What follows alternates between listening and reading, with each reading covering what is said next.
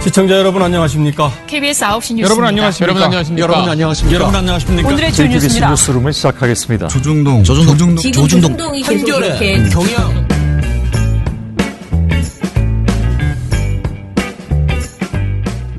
민원연의 미디어 탈곡기 685화를 시작하겠습니다. 예, 안녕하세요. 저는 언론 권력을 감시하는 시민단체 민주언론시민연합에서 사무처장으로 일하는 김원경입니다. 정책팀장 이보구입니다. 윤정은입니다. 예, 오늘 조국 관련된 논평을 이야기하려고 하는데요.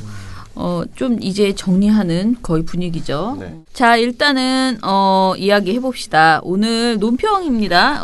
보우 씨 말로는 그동안에 나왔던 그 민원연 보고서들 그리고 또 우리 정책위원회에서 나왔던 얘기들, 이제 평가, 조국 관련 보도의 평가 이런 것들을 종합해서 이야기를 했다고 하는데요. 이게 양이 또 이것도 만만치 않습니다.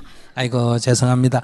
이렇게 지 못된 줄 알면 겸손하게 살면 그런 성질이 있어도 살만하나 안 하나 괜찮아요. 그런데 그걸 가지고 그걸 자꾸 그걸 변명하려고 그러고 이러니까 살기 힘드는 거 아니에요. 민원연 논평. 조국 정국으로 본 언론의 자화상, 언론은 성찰할 수 있을까? 아이고 죄송합니다. 이러면서 아이고 미안합니다. 죄송합니다. 이렇게 하고 살면 돼. 근데 그렇게 안 하고 뭘 네가 그러니까 이렇게 눈물 아리고 이제 이러면 못 사는 거지 뭐. 아, 참 솔직한 그 제목이었습니다. 언론은 성찰할 수 있을까요? 네. 저희가 이 논평을 오늘이 이제 목요일입니다. 네, 네. 17일 목요일이죠. 네. 녹음하고 있는 시점이 17일 목요일 오후에 저희가 1시쯤에 발표를 했는데 네. 페이스북에 바로 방금 말씀하신 그런 댓글이 달렸습니다. 웃기시네 이런 댓글이죠. 언론이 무슨 성찰을 합니까? 어떻게 해, 그러면 성찰해야 되는 거 아니에요? 네. 제목을 잘못 지었네. 언론은 죽었다. 뭐 이렇게 해야 되나? 근데 성찰하라. 그러기에는 너무 지금 우리의 희망이 언론이기 때문에 또 나름대로 언론이 너무 중요한 거라서 성찰을 촉구한다. 뭐 이런 거죠. 뭐. 네. 네, 언론이 권력기관이기도 하지만 사실 민주주의의 확산을 위해서 필수적인 공기이기도 하잖아요. 네네. 그래서 아무리 언론이 싫어도 예를 들어서 이런 말도 있습니다. 이 세상에 신문이 아무것도 없는 것보다는 조선일보라도 있는 게 낫다. 요런 누가 그런 말을 해? 그거는 좀 아닐 것 같은데. 죄송합니다. 제가 이거 어느 회의에서 어떤 분이 말도 해주신 안 되는 말씀인데 소리야. 듣고 그런 것 같다 이런 생각을 하긴 했는데 난 어쨌든 아니에요. 언론이 그만큼 조선일보는 없었으면 좋겠습니다. 내가 만들게요, 그냥 신문이 아무것도 없는 것보다는 그럼 뭘로 할까요? 아니 뭐 찌라시라도 하나 있는 게 낫다 뭐 이렇게 할까요? 아무튼 그만큼 언론이 중요하다는 얘기입니다. 언론의 역할이. 그렇죠. 그래서 아무리 언론인들 그 내부에 개혁 가능성이 보이지 않고 또는 언론인들의 마음에 들지 않는다 해서 언론 없어져라 이런 식으로 하는 것은 참 곤란하다 이거죠. 예, 물론 우리가 생각할 수는 있습니다. 언론이 지금 미디어라는 것이 워낙 다양화되고 있기 때문에 이제 기존의 신문 방송은 필요 없어 이런 얘기는 가능합니다만은 네, 아무튼 언론 그 자체는 사라지기 어렵습니다. 그래서 우리가 이번에 2달 넘게 이어졌던 이른바 조국 사태, 조국 전 법무부 장관 정국에서 언론이 어떤 문제점을 드러냈느냐 이런 것들은 꼭 따져볼 필요가 있어요. 언론이 성찰을 하느냐 마느냐, 기자들이 성찰을 하느냐 마느냐는 그 차후의 문제고요. 네. 어쨌든 간에 우리 시민사회에서는 지금 많은 분들이 언론 보도에 대해서 문제점이 있다고 느끼시잖아요. 그래서 그렇죠. 민원연의 역할은 그런 겁니다. 성찰할 계기라도 마련될 수 있도록 그 문제점들을 우리가 한번 정리해보자는 것이죠. 네. 사실 이번 조국 정국에서 언론이 드러낸 보도와 취재 관행상의 문제점은 꼭 조국 정국에서 터져나온 건 아닙니다. 조국을 보도하기 위해서 또는 조국 전 장관을 비판하기 위해서 만들어낸 새로운 수법 같은 게 아니에요. 그렇죠. 기존에 원래 하던 짓입니다. 기존에 원래 하던 관행이죠, 습관과 관행. 관행이에요. 근데 그게 조국 정국에서 완전히 극대화된 상태로 드러났다. 사실 그런 일들이 언론이 지니고 있는 아주 뿌리 깊은 병폐가 극단화돼서 드러나는 경우들이 몇몇 있습니다. 네. 예를 들어서 특히 우리 보수 언론들 같은 경우에는 남북 정상회담이다 북미 정상회담 하잖아요. 난리가 납니다. 특유의 거친 입담과 언론이 말이죠. 네. 특유의 비약 이런 것들이 아주 크게 드러나잖아요. 네. 근데 이번 조국 정국에서는 보수 진보 언론 할 것 없이 거의 대부분의 언론이 상당히 다양하면서도 아주 핵심적인 병폐들을 고스란히 노출했다. 그런 점들을 우리가 한번 살펴보겠습니다. 네. 네. 첫 번째가 뭘 것 같으세요? 우리 민원연이 첫 번째로 짚은 게 뭘 것 같으십니까? 검찰발 아, 얘기인가요? 그게 중요하긴 합니다. 이게 또 검찰의 피의 사실 공표와 맞물려 있어서 중요하긴 한데 그건 아닌가요? 두 번째입니다. 아 그래요? 예, 첫 번째 이 아주 근본적인 차원의 문제고 조국 장관이 아니고 다른 공직자들에 대해서도 보도를 할 때 늘 나타나는 문제. 공직자 검증 보도라는 이유로 후보자나 그 가족들까지 먼지털이식으로 파파레치식으로 취재하면서 선정적 비난성 보도를 하고 있다. 예, 이겁니다. 공직 후보자 검증 보도는 반드시 해야 되죠. 네. 공직자 검증 보도 반드시 엄밀하게 해야 되고 그 가족들도 비리나 의혹이 있으면 보도를 해야 됩니다.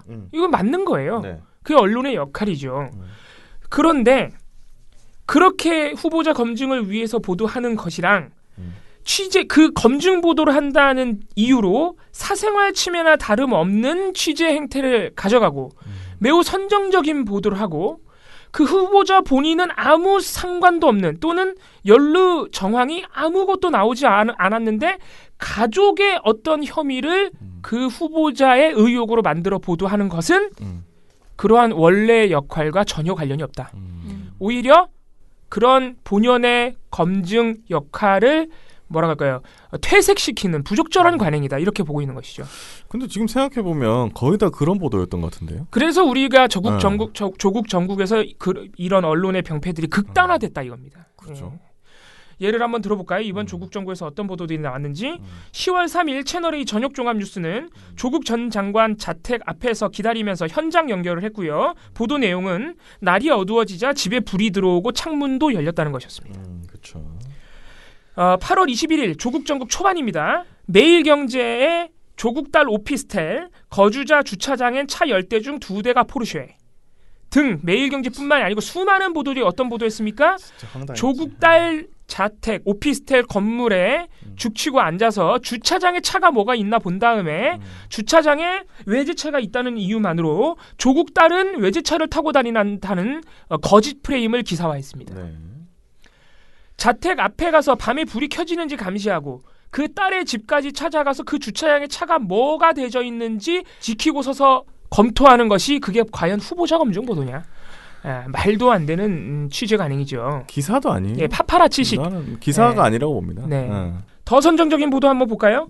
조국 전 장관이 사퇴한 후인 10월 16일 채널A 김진의 돌직구쇼에서는 조국 전 장관이 웃고 있는 영상에 욕설을 하는 보도 방송이 나왔습니다.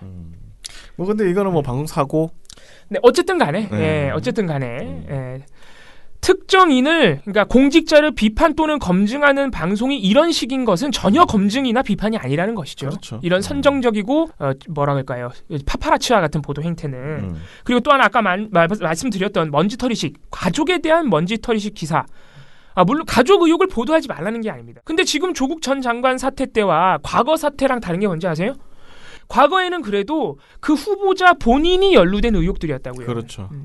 본인이 가족의 위장 전입을 해주거나 본인이 가족의 취업 청탁을 해주거나 이런 의혹들이었죠. 부동산 예. 뭐 부동산 투기도 본인이 하거나 그렇죠. 아니면은 뭐 다운 계약서를 썼다. 다운 계약서는 본인이 쓰는 거죠. 예. 이런 거 엄청나게 많이 보셨죠. 다 가족 관련 의혹인데 후보자 본인이 연루됐다는 정황이 나온 의혹들이죠. 그렇죠. 뭐 본인 또 군대를 안 갔다거나 그거는 가족의 의혹도 아니죠. 그러니까 본인 의혹. 네, 본인 뭐 이런 의혹이죠. 거. 그래서 가족 의혹을 보도하더라도 최소한 그런 식으로 돼야 후보자 검증이 된다고요. 안 그러면 뭐가 돼요? 연좌제가 돼요. 지금까지 나왔던 표창장 위조 의혹, 웅동학원 관련 의혹, 사모펀드 개입 의혹, 여기서 조국 장관 본인의 개입 여부가 드러나는 게 단 하나라도 있습니까? 2달 넘게? 없죠. 정황조차 나온 게 없습니다. 정황조차. 그렇죠. 지금 그래서 조국 전 장관에게 아주 그 강력한 비판을 가하고 있는 분들 또 조국 전 장관에 대해서 하는 비판을 딱 한마디로 요약하면 뭐냐? 이겁니다. 몰랐을 리가 없는데? 그렇죠. 네. 몰랐을 리가 없고 몰랐으면 무능력한 거야. 이런 비판이에요. 이게 그런 비판은 전 가능하다고 봐요. 비평의 영역입니다. 그런 거는 평가의 영역이에요. 비판도 불가능하다고. 그런데 그런 비판을 언론이 아니 가족이 한 걸 내가 어떻게 알아? 아 진짜. 되게 가부장적이지 않나? 우리 모든 아버지는 그렇지. 딸과 엄마가 하는 걸 다 알아야 모든 것을 된다. 다 알아야 된다는 거잖아. 그리고 다 컨트롤해야 되고 알고. 부모가 다 못하게 아버지가 정말 엄금진 이렇게 하셔야 된다라는. 내가 다 컨트롤할 테니. 그런 건데 사실 알겠습니다. 뭐 요거는 그러니까 이렇게 의견이 갈릴 수 있는 아주 주관적인 평가의 영역은 될 수 있어요. 그런 게. 근데 언론이 이런 제가 말씀드린 방금 그런 의혹들을 보도하면서 그런 차원의 어떤 주관적인 판단도 아니고 시민들이 할 수 있는 생각도 아니고 네. 그런 의혹들을 그냥 조국 의혹으로 엮어서 보도해버린 보도 네이밍에 다 조국 들어가요. 아이고, 그래서 우리가 이런 보도는 잘못됐다는 겁니다. 음. 왜 다 조국 의혹으로 보도하느냐. 우리 민원연이 아주 뜻깊은 의미가 깊은 조사 한번 했었습니다. 조국 오촌 조카가 사모펀드 의혹의 핵심 인물이죠. 네. 사실상 이분이 다 한 겁니다. 지금까지 나온 정황들로 볼 때. 그나마 조금 연루가 되고 거론이 되는 게 정경심 교수죠. 네. 정경심 교수 근데 뭐예요? 알았지 않았을까라는 의심이에요. 지금까지도. 근데 뭐 김경록 PB 얘기 들어보면 아니라는 거죠. 속았다는 우리 피해자라는 것이죠. 예, 예. 주장인데. 아무튼 그런 겁니다. 그래서 핵심 피의자는 조국의 오촌 조카 조범동 씨입니다. 그래서 원래 엄밀히 말하면 조범동 의혹으로 보도가 나가야죠. 그렇죠. 예. 그런데 지난 9월 9일부터 9월 16일까지 한 일주일 동안 조국 오촌 조카 의혹을 보도한 방송사 8개의 저녁 종합 뉴스에서 조국 오촌 조카 의혹 보도의 절반에서 조국 사진을 썼어요. 이건 조국 의혹 보도죠. 그렇죠. 예. 그러니까 이런 식의 보도는 연좌제나 다름없다. 그래서 우리가 기본적인 후보자 검증 보도의 의미와 기준이 무엇이냐 할 때 이거를 그 기준을 언론사 스스로 조금 반성하면서 재정립할 필요가 있다. 이런 것들을 우리가 첫 번째로 한번 짚어봐야 됩니다. 아주 근본적인 차원의 문제입니다. 네. 그리고 두 번째 이미 답을 말씀하셔가지고 두 번째가 검찰 받아쓰기 관행입니다. 네. 검찰 받아쓰기 관행 벗어나야 됩니다. 사실 받아쓰기는 꼭 검찰이 그 대상이 아니어도 언론이 이제는 조금 벗어나야 되는 검찰 받아쓰기는 특히나 문제가 되는 게 뭐냐. 검찰은 대부분의 이런 정치적 사건에서 한 명의 플레이어입니다. 한 명의 이해 당사자예요. 그렇죠. 특히 이번 조국 정국에서는 완전히 이해 당사자였죠. 예. 유죄를 주장하는 입장이잖아요. 그렇죠. 완전히 이해 당사자예요. 무죄를 주장하는 그 의혹 당사자의 반대편에 서 있는 그렇죠. 예, 당사자입니다. 서로 1대1로 싸우는 건데. 그러니까 정치권으로 치면 여야나 다름없는 그런 위치에 있단 말이죠. 네. 그런 이해 당사자의 말을 우리 언론은 검찰이 뭔가 입장을 밝히거나 아니면 검찰이 그렇게 판단한다 그러면 그거를 다 사실처럼 받아쓰고 반론과 추가 취재가 없습니다. 그런 관행이 너무너무 두드러진 게 역시 이번 조국 정국이죠. 네. 그것도 단독으로. 예. 파편적인 사실들만 또 단독으로 네. 나오잖아요. 조국 전 장관 가족의 의혹을 보도하면서 검찰이 준 정보로만 단독 보도를 써요. 너무 많은데. 네. 너무 웃기죠. 검찰이 이렇게 밝혔다. 검찰은 이렇게 보고 있다. 검찰은 이렇게 판단했다. 검찰 조사에서 누가 이렇게 말했다고 하더라.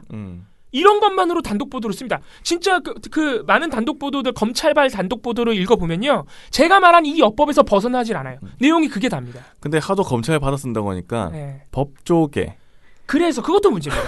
법조계 일각에서는. 법조계에서는. 법조계 검찰은 등에서는. 법조계 아닙니까? 예, 검사들도 다 법조인이에요. 예. 근데 그런 문제점이 있다는 거죠. 우리가 검찰발 보도 하지 말라는 게 아닙니다. 검찰발 보도를 할 수밖에 없을 때가 있습니다. 왜냐하면은 기자들은 검사들보다는 정보의 접근성이 당연히 떨어지고, 그리고 검찰이 수사 중인 사안을 보도할 수밖에 없을 때가 많죠. 검찰이 수사 중인 사안이 아주 중요할 때가 많으니까. 자유롭게 보도해야 됩니다. 검찰 수사 중인 사안. 그런데 왜 검찰 말만 진실인 양 그거를 받아 써서 심지어 특종까지 만드냐 이 말이죠. 그렇죠. 검찰이 준 정보도 다시 한번 검증하고 다른 많은 출처들의 자료들처럼 검찰발 자료도 한번 검증하고 추가 취재하고 다층적인 검사 작업을 좀 거쳐 보도하면은 아무 문제가 안 됩니다. 그렇죠. 또는 검찰발 정보와 별개로 거기서 오히려 좀 떨어져서 검찰도 저거 어차피 조사를 하는 이해 당사자 중 한 명인데 아직 재판 결과가 나온 것도 아니고 그래서 이런 말도 나오죠. 검찰 보도를 하지 말고 공판 보도를 하라 이런 말도 나옵니다. 지금 재판에 대해서 보도하면 누가 아무 말도 안 한다 이겁니다. 그렇죠. 예. 재판정은 공식적으로는 우리가 뭐 재판에 대해서도 여러 가지 비판이 나옵니다만은 재판정은 공식적으로는 타의적으로나 자의적으로나 객관적인 입장에 서 있는 저 기관이잖아요. 근데 또 예. 재판에서 검찰 말만 또 다운표 그러니까 써서 웃기다는 보내는 거예요. 예. 언론들도 많아요. 네. 그래서 검찰에서 좀 떨어져서 검찰발 정보에서 좀 떨어져서 검찰이 수사 중인 사안에 대해 언론이 자체적으로 파고든다. 누가 뭐라 합니까? 그렇죠. 예. 그거는 오히려 언론이 제 역할을 충분히 하는 것이죠. 당연하죠. 만약에 그런 차원에서 조국 전 장관의 의혹 보도가 나왔으면 지금 할 말 없는 겁니다. 그 누구도. 근데 그렇지 않았다는 얘기죠. 그렇죠. 역시 민원연이 이에 대해서도 근거 통계를 마련했습니다. 우리 모니터 팀이 아주 열일하셨어요. 9월 10일부터 9월 24일까지 조국 전 장관 관련된 단독 보도들이 7개 잠깐만 얘기해볼게요. 하나, 둘, 셋, 넷, 7개 맞네요. 네. 7개 주요 일간지에서 총 75개가 나왔습니다. 단독 보도만. 9월 10일부터 24일까지니까 한 보름인데, 그러니까 이게 7개 신문사에서 75개, 15일간 하루에 몇 개씩 나온 거예요. 하루에만 한 5개씩. 신문사 하나당 하나씩은 했다는 얘기죠. 매일매일. 세상에. 조국 전 장관과 관련해서. 네. 아무튼 그 정도로 단독 보도가 많이 나왔는데 그 75개의 단독 보도 중에서 무려 40%인 30건이 검찰발 정보예요. 대부분이 제가 아까 말씀드린 그 어법에서 벗어나지 않습니다. 검찰에 따르면 누군가가 검찰에서 뭐라고 말했다. 검찰은 뭐라고 보고 있다. 이 어법에서 끝납니다. 기사가. 추가 취재 반론 없습니다. 아까 말씀드렸지만 검찰도 유죄를 주장하는 한 이해 당사자입니다. 그러면은 무죄를 주장하는 이해 당사자의 반론 거기다 한 줄 좀 붙여줄 수 있는 거 아닌가? 그렇죠. 그런 문제가 나오는 것입니다. 아무튼 검찰을 너무너무 믿고 검찰발 정보를 너무 많이 받았었다. 더 웃긴 건 그 다음이 아까 이종희 PD님이 말씀하신 법조계예요. 법조계가 12건, 16%. 그러면은 검찰과 법조계를 합하면요 42건 56%입니다. 절반이 넘는 게 사실상 검찰발 보도란 얘기죠. 그렇죠. 자, 그 다음 나머지는 이제 비교를 할 수 없을 정도로 양이 적은데 그 다음 3위가 또 자유한국당이야. 자유한국당이 8건 11%로 그 다음으로 많아요. 세 번째로 네. 많아요. 단독 보도 출처로. 특히 곽상도 의원이 엄청 많습니다. 음. 이거 문제 있는 거 아니에요? 이거 문제 있는 거죠. 왜 특정 이해 당사자들의 주장과 보도 자료만 자꾸 받았습니까? 공직자 검증 보도를 한다 그러면서 이러니까 언론이 정파적이라는 비판이 나오는 거죠. 아무튼 우리가 지금 집중해야 되는 문제는 검찰을 너무 믿고 진실인 양 받아쓴다. 대표적인 사례 하나 볼까요? 동아일보가 검찰에 압수수색 당한 첫 법무부 장관 9월 24일자 단독 보도. 전형적인 검찰발 보도입니다. 제가 아까 말씀드린 대로 검찰이 집행한 압수수색 영장에 조 장관이 피의자로 적시됐다. 검찰은 조 장관을 수사 대상인 것을 분명히 했다. 다 검찰이. 근데 이거 다 오보였죠? 기사가 이렇게 끝나는데 이거 오보, 사실상 오보입니다. 네. 동아일보 이거 아직도 안 주고 있더라고요. 오보인데 피의자로 적시된 적이 없습니다. 지금까지도 그 어떤 영장에서도. 네.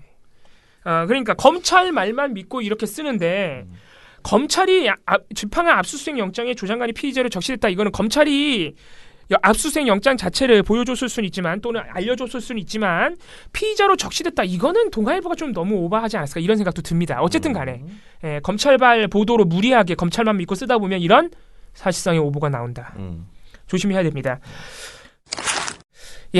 우리가 이제 오늘 이 얘기를 꼭 하고 넘어가야 되는데 KBS의 김경록 한국투자증권 PB 차장 정경심 교수의 자산관리인으로 알려진 분이죠. 네. 김경록 차장 인터뷰 논란을 우리가 여기서 빼놓을 수가 없습니다. 이 검찰 받아쓰기 관행에 있어서 이 KBS 인터뷰 논란에서도 우리 기자들이 얼마나 검찰에 의존하고 있나 그게 얼마나 습관화됐느냐가 엿보여요. 지금 이 KBS의 인터뷰 논란에 대해서 KBS 그 취재진의 입장이 뭡니까? 한 2가지 정도로 요약이 됩니다. 인터뷰 당시에 김경록 차장 발언 중에 그동안 펀드 운용과 아예 관계가 없다던 조국 전 장관 입장과 배치되는 언급이 있었다. 알고 있다는 식의 언급이 있어서 거기에 초점을 맞춰서 보도한 것이다.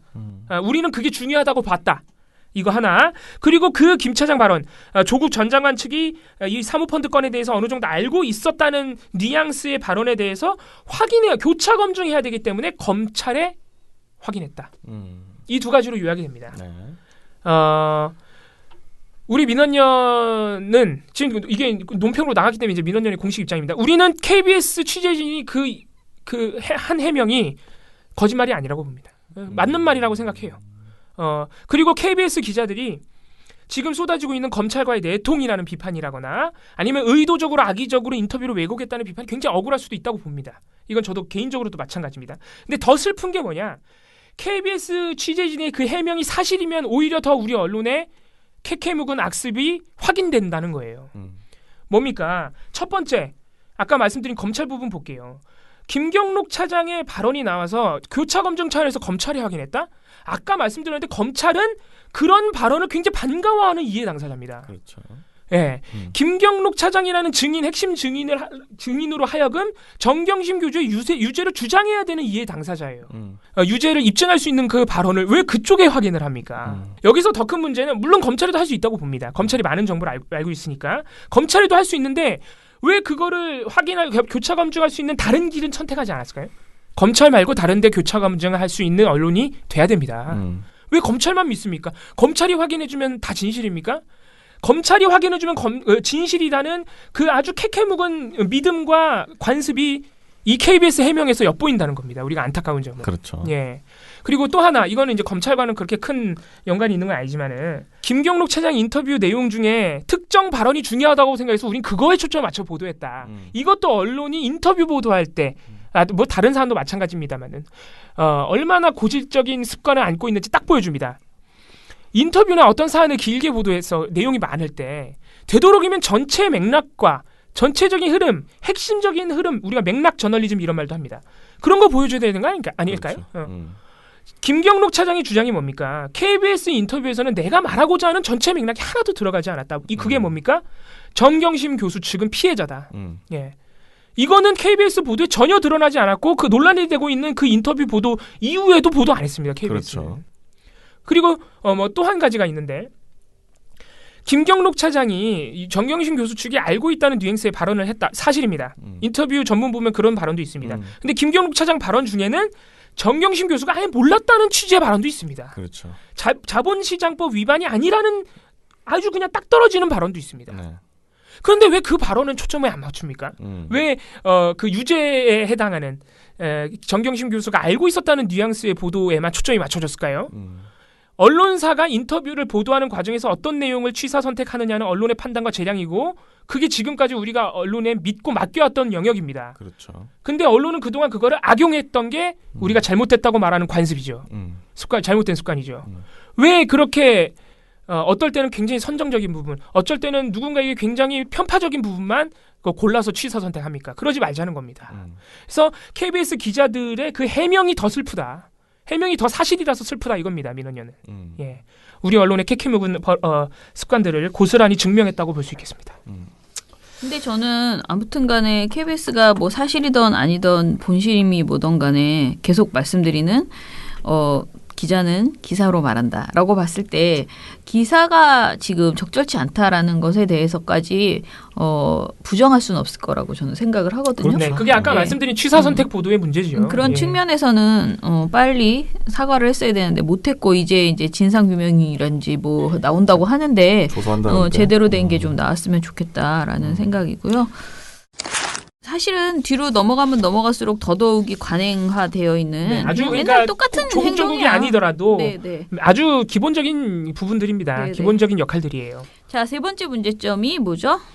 어떤 의혹을 보도할 때는 그 근거 및 사실관계를 더 엄밀하게 따져야 됩니다. 이번 조국 정국에서 이 문제가 이거는 늘 있는 문제입니다. 언론이 숙명적으로 안고 있는 문제예요.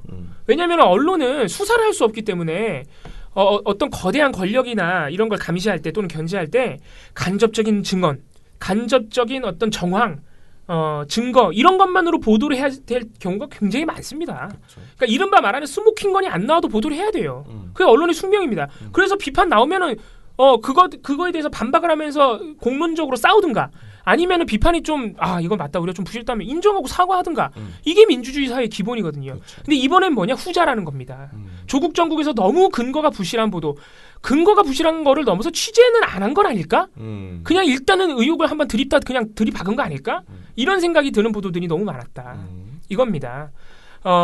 언론이 간접적인 증언이나 정황만으로 보도를 할 때도 이제 이렇게 흩어져 있는 증거나 간접적인 정황들을 이렇게 잘 모아서 잘 정렬을 해서 하나의 결론 의혹으로 만들잖아요. 그 논리 구조가 굉장히 탄탄해야 돼요. 그러면은 간접적인 증거도 말이 되는 겁니다. 그렇죠. 우리가 최순실 사태 때 JTBC의 스모킹건인 태블릿 PC가 나오기 전까지 의혹이 계속 커졌습니다. 간접적인 정황만으로 미르재단, K스포츠 이런 걸로. 네. 그런 걸로 잘 만들어가면 된다는 거죠. 그런데 이번에는 그렇지도 못했다는 겁니다. 예. 가장 대표적인 게 뭐냐. 그 정경심 교수의 표창장 위조 의혹 보도겠죠. 여기에 대해서는 이미 많은 비판들이 나왔습니다. 기자들이 아마 그냥 가까운 대학에 전화해서 표창장 발급 절차가 어떻게 되는지 물어봤으면은 그렇게 쉽게 위조 의혹 보도를 내지 못했을 것이다. 이런 비판 굉장히 많았습니다. 예. 실제로 그리고 동양대 교수님, 뭐 조교 직원들이 지금은 다양한 루트를 통해서 반론을 많이 하셨죠. 위조할 리가 없다고. 예. 아무튼 조금만 더 한 번만 더 전화나 발품을 팔았으면은 쉽사리 낼 수 없는 의혹 보도들이 너무 많지 않았느냐. 이렇게 볼 수 있겠습니다. 그리고 또 이 부분에서 우리가 한 가지 짚고 넘어가야 되는 게요. 이 표창장 의혹에 있어서 검찰이 9월 3일 날 자택 등을 압수수색한 다음에 9월 6일 날 곧바로 3일 만에 기소를 했어요. 이때 이제 굉장히 너무 급한 거 아니냐 이런 논란이 있었죠. 그래가지고 공소장을 썼는데 공소장이 굉장히 부실하다는 비판에 직면했습니다. 그게 뭐냐면 일단 공소시효가 그러니까 위조한 날짜가 9월 7일이니까 9월 7일 전에 해야 된다. 이래가지고 했는데 9월 7일이 표창장 발급 준 날짜란 말이에요. 그럼 준 날 위조를 했다? 좀 이상하잖아요. 이런 비판도 하나 있었고 열흘이 지나서 공소장을 변경했어요. 성명 불상자와 공모라고 했던 것을 아들의 상장을 스캔하여 딸의 표창장을 위조했다고 완전히 바꿔버렸어요. 그래서 지금 우리 언론들이 그렇게 좋아하는 법조계에서는 뭐 서기호 판사님, 전 판사 이런 분들이 이거는 사실상 공소 내용을 변경한 거예요. 혐의, 뭐 일시, 범행 방법 등 공소 내용이 너무 많이 바뀌어서 공소장 변경 대상이 안 된다. 사실상 기소를 다시 해야 되는 수준이다. 이런 식이라 이렇게 비판했거든요. 예. 그러니까 애초에 했던 공소장이 뭐란 얘기예요? 완전히 부실했다는 거죠. 이문정 검사는 국감장에 나와서 뭐라 그랬어요? 이 공소장 변경에 대해서 망신스러운 수사라고 했습니다. 뭐 이렇게 되면 또 그 사람은 정파적인 사람들 아니야 그러는데 그 사람들 법조계예요. 우리 언론들이 좋아하는 법조인이라고요. 예. 그런 평가가 있다는 거죠. 정경심 교수가 표창장 위조했다는 의혹을 그렇게 쉽게 보도했다면 그렇게 쉽게 보도할 만큼 너무너무 절실한 의혹이었다면 이렇게 각계에서 쏟아져 나오는 검찰의 공소장 부실 의혹 이거는 왜 합리적으로 의심해서 보도 안 합니까? 공소장에 대한 비판 보도가 사실상 없습니다. 모든 언론에서. 거의 없었죠. 예. 정말 찾아보기 힘듭니다. 아예 없었다는 얘기는 아닙니다만 한번 검색해 보세요. 우리 시민 여러분. 있기는 있는데. 예. 검색해 보십시오. 예. 공소장 부실이라고 검색을 해도 기사가 안 나와. 예. 그 정도로 우리 언론들이 또 부실함을 충분히 의심해 볼 수 있는 다른 부분에 대해서는 또 의심을 안 했다. 이런 생각도 해볼 수 있겠습니다. 마지막은 양적 불균형, 그러니까 균형의 문제를 우리가 좀 고민해봐야 됩니다. 이번 전국에서. 기본적으로 양적 불균형이 너무 심합니다. 아까 말씀드렸던 단독 보도의 출처들, 아까 말씀드렸죠. 검찰 법조계 자유한국당이 반이 너무한 거 아니에요? 이것만으로 이미 일방적인 거예요. 편파적인 거라고요. 그렇죠. 예. 심지어 조 전 장관 관련 의혹인데 조 전 장관 측 관련인을 출처로 한 경우는 2건밖에 없어. 전체 75건 중에. 너무했다는 것이죠. 예. 이런 양적 불균형 우리가 살펴볼 수 있고요. 전체 이슈에서도 너무 조금만 보도했다. 이것도 상당히 심각한 불균형입니다. 예를 들어서 8월 26일부터 9월 6일까지 TV조선의 세계 주요 시사 프로그램은 전체 방송 중에 90%를 조국으로 도배했어요. 이게 가능한 얘기입니까? 이거는 결코 정상적인 수치가 아니죠. 아무리 조국 검증이 중요한 이슈라고 해도. 근데 TV조선이 너무 심해서 그렇지 신문, 방송 다 똑같습니다. 신문의 경우 하루에 8건 꼴로 보도를 냅니다. 8건. 신문은 하루에 11건. 11건. 방송 뉴스는 8건. 방송 뉴스 하루 8건 꼴이 얼마나 많은 건지 생각을 해보세요. 아이고야. 방송 뉴스가 보통 하루에 적을 땐 20개, 많을 때 25개 보도합니다. 그 중에 8개예요. 8개예요. 거의 반 정도를 하겠다는 건데. 3분의 1 절반 막 이렇게 된다는 얘기죠. 우리 지방선거 때 하루에 3건 꼴로 했습니다. 우리 언론들이, 방송사 뉴스들이. 하루에 3건도 안 됐어요. 지방선거보다 보도할 게 많았을까? 뭐 이런 고민도 우리가 해볼 수 있는 겁니다. 그래서 성찰하자는 겁니다. 그렇죠. 예. 그래서 이런 양적 불균형과 총체적인 보도의 어떤 이번에 드러난 문제를 우리가 모든 보도가 그랬다는 얘기가 아닙니다.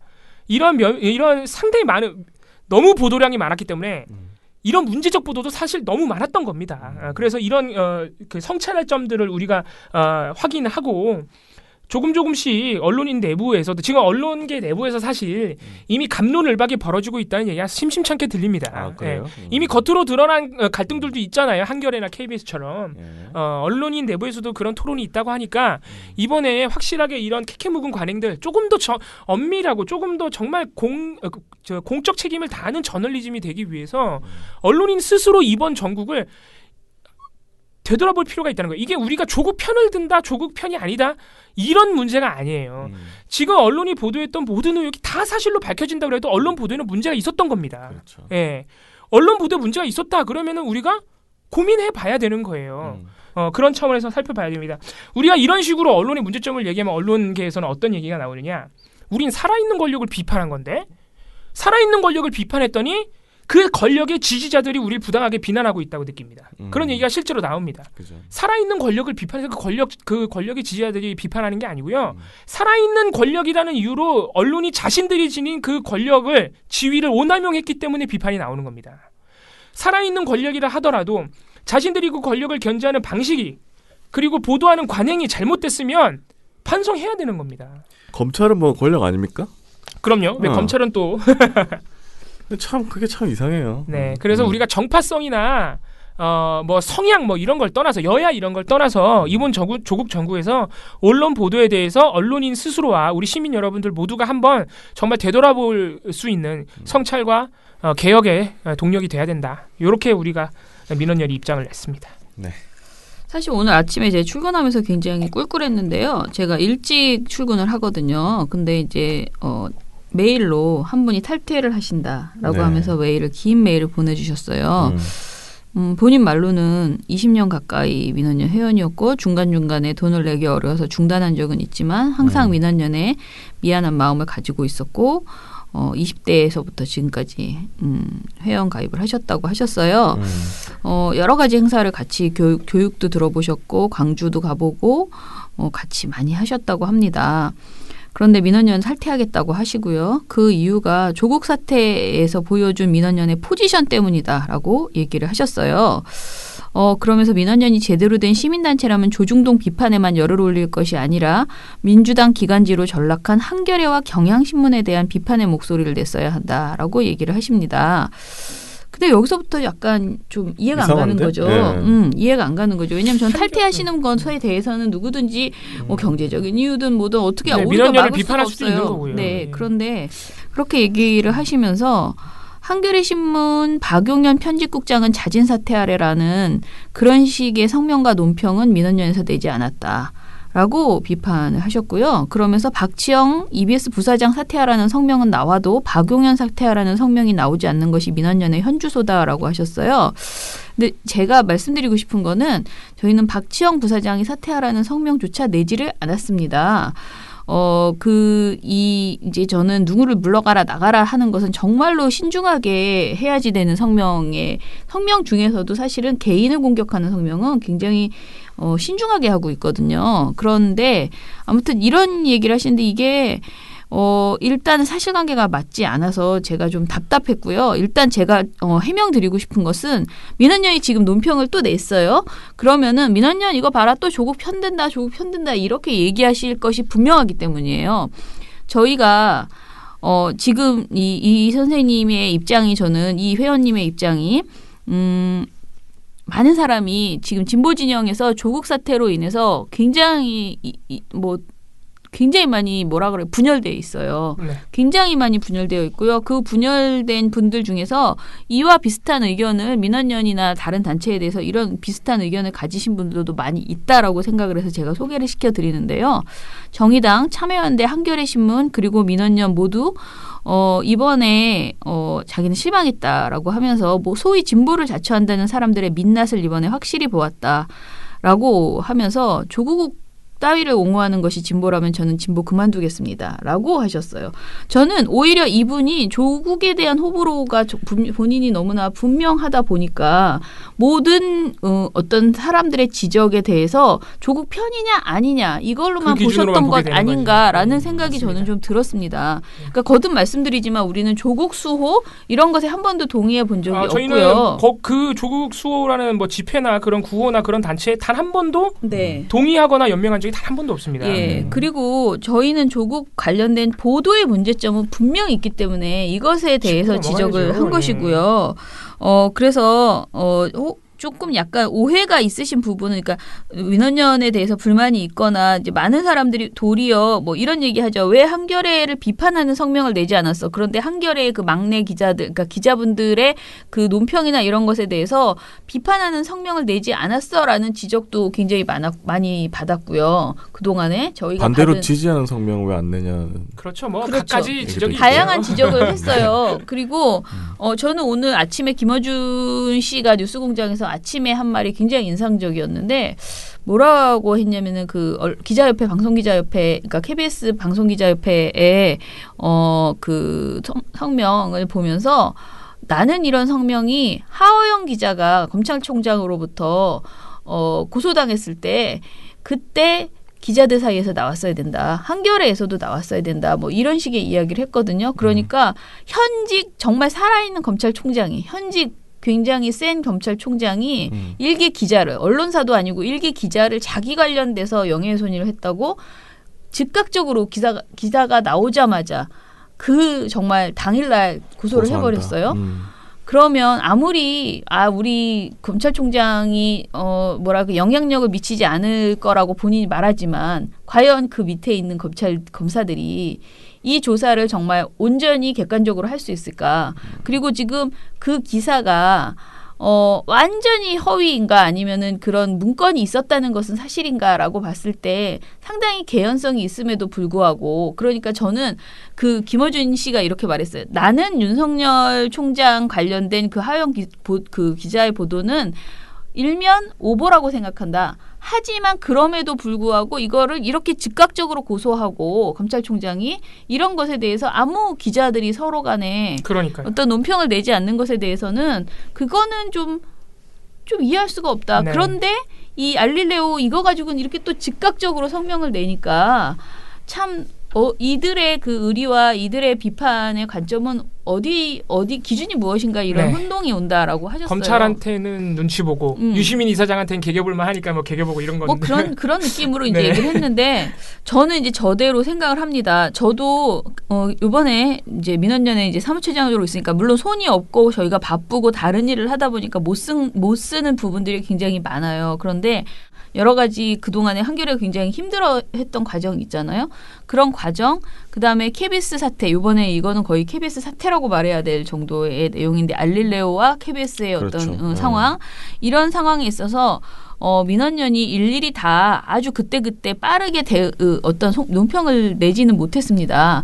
그렇지만은 저희가 보기에 방송이나 신문에 이 조국 관련 보도의 문제점 굉장히 심하게 흔들리고 있는 문제에 대해서 최대한 지적을 하려고 했고요. 그리고 한겨레 경향조차도 제대로 보도하지 않았다는 것은 저희가 꾸준히 지적을 했거든요.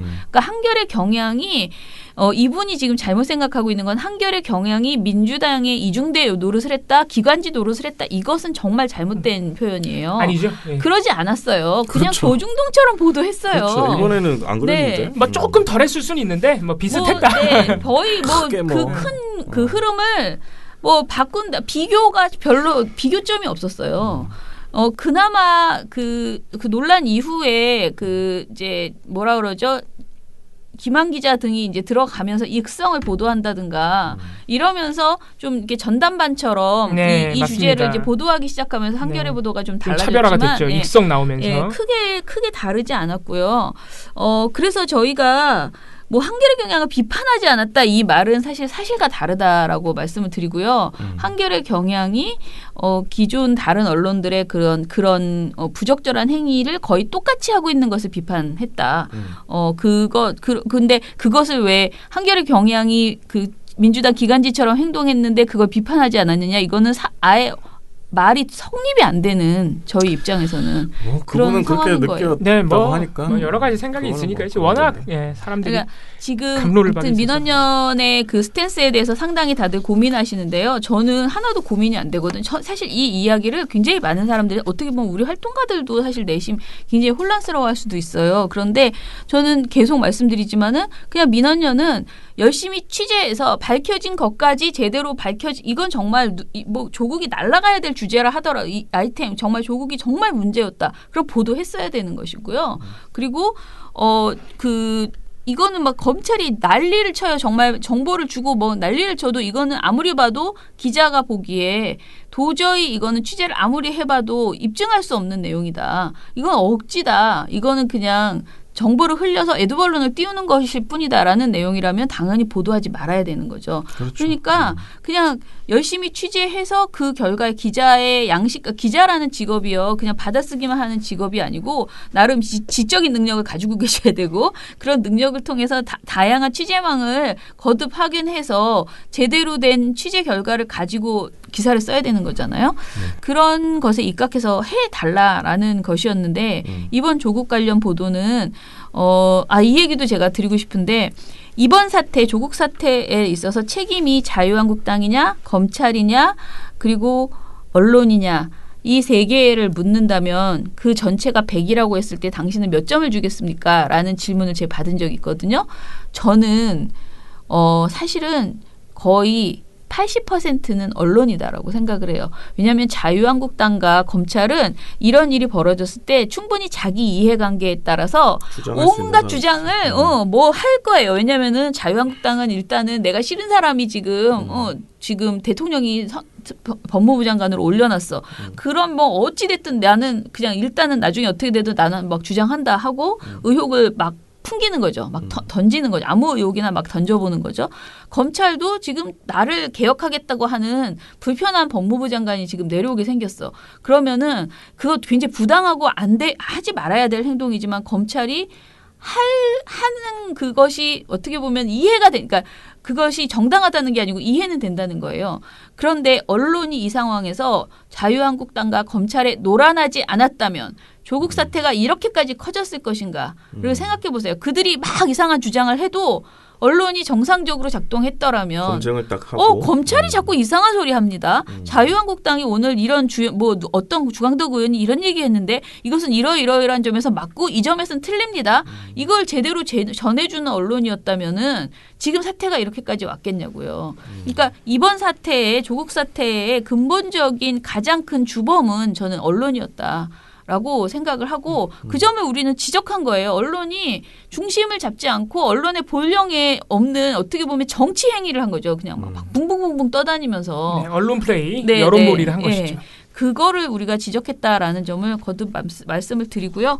자, 그래서 우리가 이제 내일 마지막으로 전해드리는 그 이야기를 끝으로 조국 얘기는 좀 이제 그만했으면 좋겠다. 그 본인이 자연인으로 돌아가겠다고 하니 우리도 일단은 당분간 자연인으로 내버려두자 이런 말씀을 드립니다. 근데 뭐 저희가 안 하려고 해도 언론에서 아직도 조국 하고 있는데. 아니 뭐 물론 문제 방송, 문제 보도가 나오면 민원연은 또 하죠. 네네. 근데 이제 오늘처럼 이렇게 뭐랄까요 현상 자체를 좀 총평가하는, 네네. 총정리하는 시간은 이제는 아마 오늘이 마지막이지 않을까.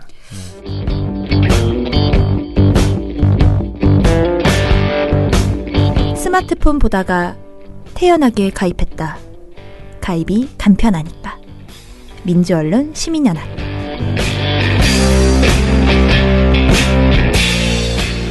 노란색 메모지님께서 알릴레오에서 한 말은 다 어디 가고 사과하라는 성명서들만 줄줄이. 진짜 KBS는 어쩌면 좋을까요? 예, 어떻게 하면 될까는 저희도 잘 모르겠고요. 어쨌든 오늘 마침 저희가 KBS 얘기를 했는데. 예. 네, 그리고 미련곰탱님, 뭐 정준희 교수가 방송하다가 라이브 때문에. 방송하다가 내가 도대체 왜 이러고 있나 옳았습니다. 이걸 해야 되나 싶어가지고. 그리고 이제서야 그런 느낌을 받으시다니. 아니 되게 저는 많이 봤는데. 현타가 오신 것 같더라고요. 이번 KBS 왜냐하면 사태 그 안에서 또 방송하면서 더 많은 사람 만날 거 아니에요. 그렇죠. 그러니까 더 그랬을 거예요. 본인은 뭐 좋은 영향을 끼치고 싶었는데. 그러니까 엄청 힘드신 것 같아요. 전혀. 이건 욕을 많이 먹고 있을 거예요. KBS 욕을 왜 먹죠? 왜 우리 까냐 이거죠. 자, 그리고 미련곰탱님이 어제도 잘 들었습니다. 종편 3사는 할 말이 없네요. 그냥 자유한국당 TV, 우리공화당 TV, 바른미래당 TV로 바꾸는 게 나을 것이네요. 라고 하셨고요. 그리고 그 채널A 프로그램 욕설 사고 진짜 충격이네요. 라고 했어요. 투어이브 박미정님, 오늘 다스베이다 가서 최민희 의원님 나오는 부분을 잘 들었습니다. 기억에 남는 말은 기자들은 생각 자체가 틀렸다면서 언론은 권력을 비판하는 것이 아니라 사실을 말하는 것이다 라고 했는데 격하게 공감합니다. KBS가 왜 이렇게 됐는지 여러 가지 말씀을 들으며 조금은 변하겠지라는 기대감을 안고 왔습니다. 민원연 화이팅. 근데 지금 했습니다. 상황 보면은 KBS가 변한다. 이것도 좀 지켜봐야 될 것 같아요. 저도 오늘 이런 강경합니다. 이런 네. 얘기를 했는데 이제 이 와중에 KBS가 이렇게 이제 욕먹는 와중에 MBC 뉴스데스크는 뭔가 칭찬을 약간 받고 상대적으로 근데 이 KBS 그래서 MBC가 지금 기분이 우쓱 좋아졌단 말입니다. 박성재 기자 요새 그 기분이 상당히 좋아 보이시던데. 쓱 좋아졌어요. 그런데 그거를 보고 KBS가 좀 반성하고 반성이 아니고 오기가 들어서 좀 더 다시 좋은 보도를 내놨으면 좋겠다라는 생각을 저는 지금 하고 있어요. 이게 저도 그런 생각을 합니다. 네. KBS가 사실은 SBS를 굉장히 의식하거든요. 근데 SBS하고의 싸움을 주로 하려고 하지 MBC하고는 뭐 비교 불가. 왜냐하면 우리가 월등히 높아. 우리 지금 보도의 어떤 청취율이 그러니까 그 시청률이나 뭐 이런 신뢰도가 수치들이. 그래 왔었어요 한동안. 그런데 지금은 이제 MBC를 보면서 좀 분발했으면 좋겠다라는 생각을. 그리고 저도 뭐 KBS가 변한다 이런 것까지는 아니지만은 좋은 보도 낼 수 있다고 생각합니다. 앞으로도. 네.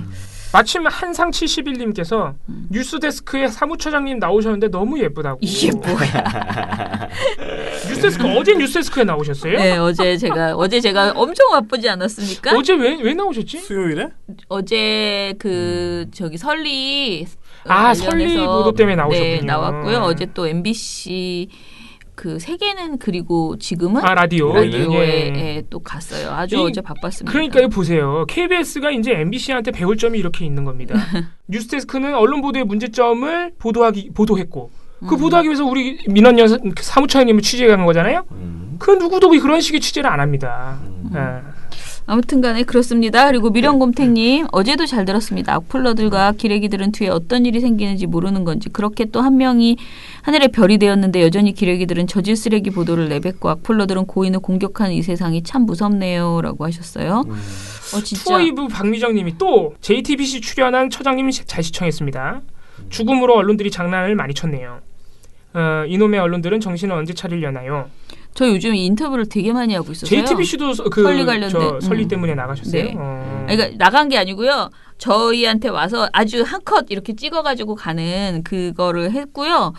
이거 말고도 지금 경향신문, 한겨레 등등의 다 인터뷰, 다 이 보도를 지금 쓰고 있는데 제가 계속 흥분해가지고 이 얘기를 하고 있습니다.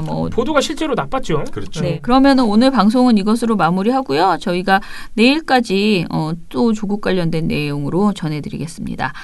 그리고 주말에는 책 읽기, 그러니까 일요일에는 책 읽기로 찾아뵐게요. 민원연의 미디어 탈곡기는 내일도 열심히 털어드리겠습니다. 탈탈탈 안녕. 네, 오늘 뉴스데스크 마치겠습니다. 시청해주신 여러분 채널 A가 고맙습니다. 함께합니다. KBS 9시 뉴스 오늘 순서 모두 마치겠습니다. SBS는 앞으로도 내일 끝까지 뵙겠습니다. 파헤치겠습니다. 고맙습니다. 오늘 8시 뉴스9 뉴스 모두 여기서 마치겠습니다. 마치겠습니다. 시청해주셔서 고맙습니다. 뉴스팔 여기서 마치겠습니다. 저희들은 내일도 최선을 다하겠습니다. 여러분 고맙습니다. 탈탈탈 안녕.